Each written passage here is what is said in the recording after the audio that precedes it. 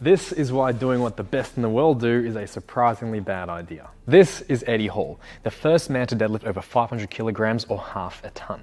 He's arguably one of the best deadlifters in the entire world. Notice how he rolls the bar in before he lifts the bar up, and he squats his hips down low before he lifts as well. Some people say rolling the bar in puts the object in motion, and an object in motion will stay in motion. And some people will say that squatting down low allows you to use more of your leg muscles to lift the weight up. And some people will just say, if it's good enough for the best in the world, it's good enough for me.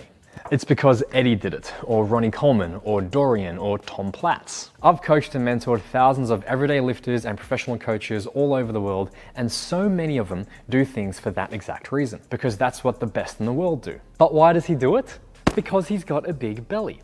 Having a big belly and thick thighs makes it a lot harder for you to bend forwards because things are going to get in the way.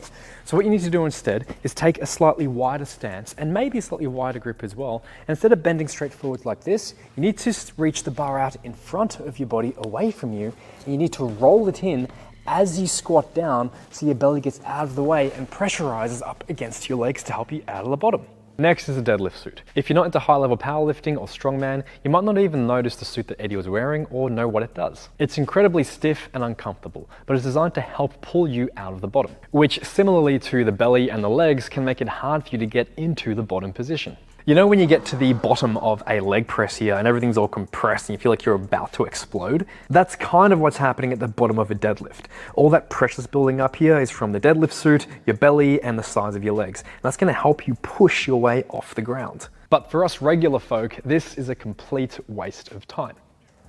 In fact, rolling the bar in like this adds in an extra variable that's really hard to keep consistent. And if you roll the bar in too far or not far enough, you can really throw off the rest of your lift. So why am I telling you this? Success leaves clues, but if you don't have the structure, the size, the mobility, the equipment, or the genetics, or the background of training as the best in the world, there is a surprisingly small applicability to you. I do believe in studying the greats, but study their overall actions, not their specific technique. Eddie Hall's actions are all about personalizing things to his situation. It was in his advantage and within the rules to be able to use certain equipment and to get as big as humanly possible to improve his leverages and the assistance out of the bottom. So that's what he did. He has a clear reasoning behind everything he does, and he'd probably be the first person to tell you not to do what he does in terms of rolling the barbell in. In fact, if you look at some of his deadlift tutorials, he doesn't even mention rolling the barbell in, and instead gives you a lot of really broad principles that you can start to use to help with your deadlift technique. If you want my advice on how to apply these principles to find your best deadlift technique, check out this tutorial over here.